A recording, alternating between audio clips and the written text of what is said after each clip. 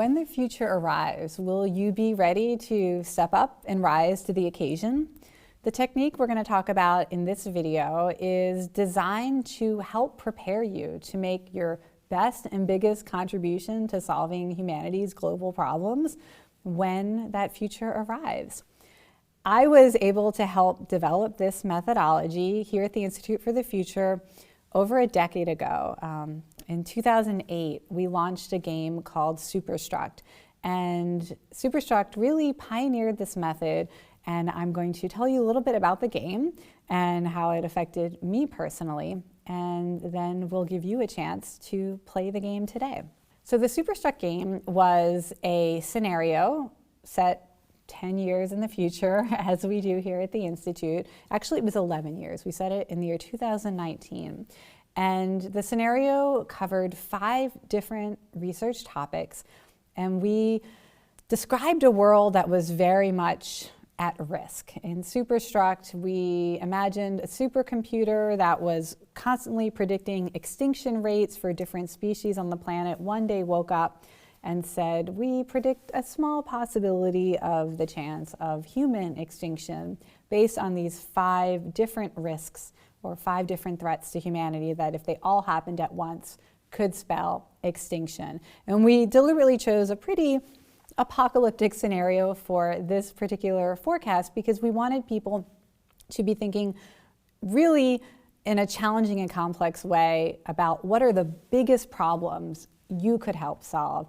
Many of us feel like in our ordinary lives or our daily work, maybe we're not working on the biggest or most meaningful challenges we face as a planet. So we wanted to create a future forecast where anybody could potentially rise to the occasion and really help humanity. What are the 5 super threats we were looking at? We called them quarantine, ravenous, power struggle, outlaw planet, and generation exile.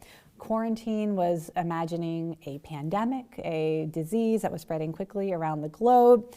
Ravenous imagined some pretty severe disruptions to the food supply chain, so people were not able to get enough food to eat in countries all around the world. Power struggle imagined the socioeconomic and political difficulties that certain countries and economies would have evolving out of a fossil fuel economy. Outlaw Planet looked at all of the ways that digital systems and devices could be hacked and the new sorts of crimes and cons we would see. And Generation Exile looked at a world in which we would see hundreds of millions of individuals forced to leave their homes due to climate change and become essentially climate change refugees. We asked players who came to this game to read the forecasts, watch the forecast videos, and pick one of these super threats that they felt most interested in, that they felt called to help solve. And so you've heard about them now. You can see which one you might have picked. Now, I created the game, but I also played it because I always like to play my own games. And so I picked the super threat of quarantine to focus my efforts on. And whatever super threat you picked, you'd consume the forecast, and then we would ask you to imagine on your own and brainstorm with others, what would you do in this future to try to help humanity survive? So imagine in quarantine, there's a terrible new version of a respiratory disease. It doesn't kill you, but it leaves you disabled for the rest of your life if you catch it. What could someone like me do to help this future survive? And here's where we come back to that idea of always having in mind something that you are good at, something you know a lot about, or at the very least you care a lot about, more about than most people you know. In my case, I'm a game designer. That's the idea I always go back to. And so in order to create my first person future here, I needed to think what could I do as a game designer to help in the year 2019 when there's a global pandemic. So I started to think, well, there is a kind of a gamer stereotype that gamers are antisocial people who like to stay at home alone in their basements and play games by themselves. And I realized, well, what is a very good thing for people to do when there's a pandemic? The best thing you can do is stay at home alone in your basement and play games, especially if you're sick and need to be quarantined. You can stay at home. The games will keep you feeling connected to society so that you're more likely to respect the quarantine and actually not put other people's health at risk. And if there's an outbreak in your area and we need you to stay home, we can have some kind of a game that will make you feel like, all right, I'm going to hunker down, bunker down, and it's going to be okay. I don't mind self-quarantining to protect my health. So this was my aha insight that I brought to the foresight, and I started to do some research, because when you start to have ideas for the future, you should always look back to look forward to see if you can find inspiration from the past.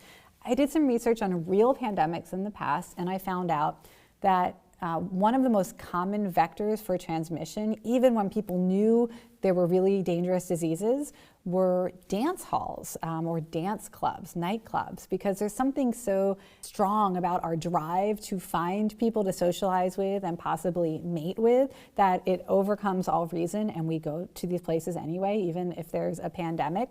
The other place where there continue to be spreads quite often is places of religious worship. That's also a very strong drive. But I decided to focus on dance halls.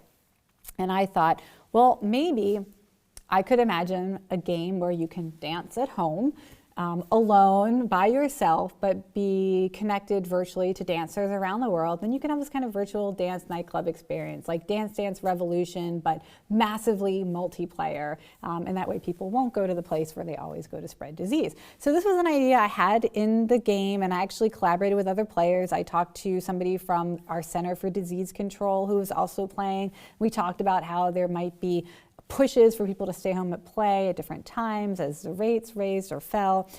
So we developed this idea a little bit, and that was it, right? That's what future thinking is. You think about a possible future, you think of what you might do, you tease it out a little bit, and then you just kind of let it simmer, right? And here's the thing. We ran Superstruct, we collected tens of thousands of ideas like this from 10,000 players. And we had this online repository. You can read all these different solutions. It was really fascinating. But then the game ended and we went on with life. But 6 months later, I could not get this weird idea of a stay-at-home dance game out of my head.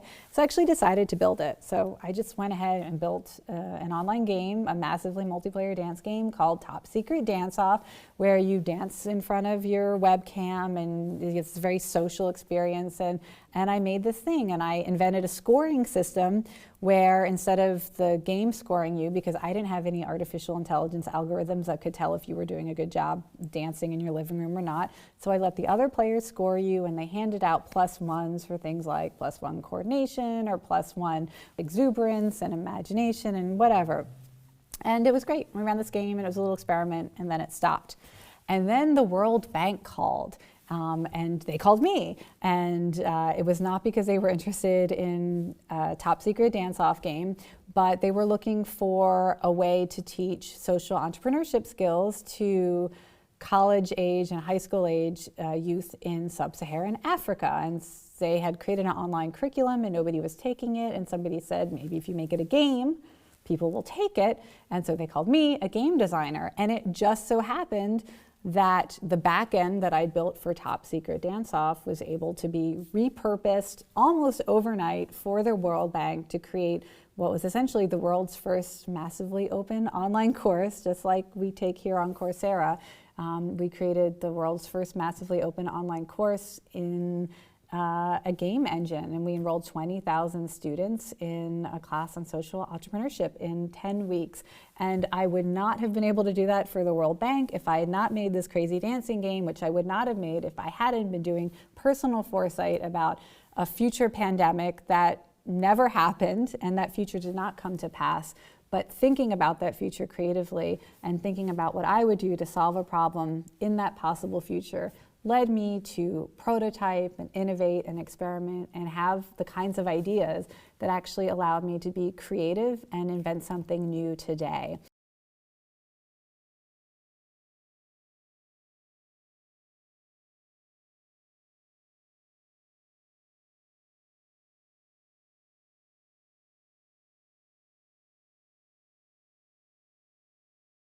That is one of my favorite things about future thinking, and it's why I'm so excited to be teaching this class here on Coursera, because if there's one thing I know you're going to take away from this specialization is you are going to have strange and creative ideas that are going to simmer in your mind, and it's not going to take 10 years for you to build something interesting or do something amazing with them. And so the activity that I want to leave you with, and hope you will join us as an assignment for, is to think about exactly the same scenario. Imagine there's a pandemic, you've been called to help in some way, using some skill or talent that you have more of than most of the people you know. And I want you to spend even just 15 minutes imagining how you might help humanity in this future, and allow yourself to simmer some strange and amazing ideas, and hopefully they will unfold for you in similarly strange and amazing ways in your own future.